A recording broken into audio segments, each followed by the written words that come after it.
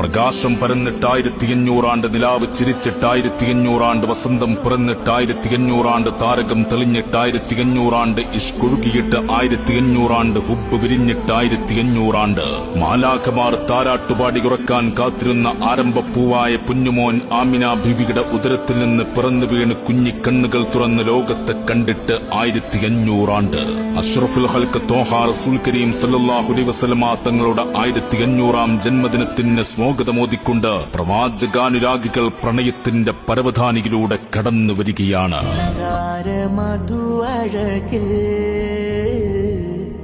മീലാദ് വരുന്നുണ്ട്,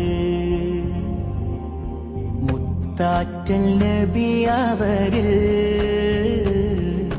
മൗലീദിൻ നിശലുണ്ട്.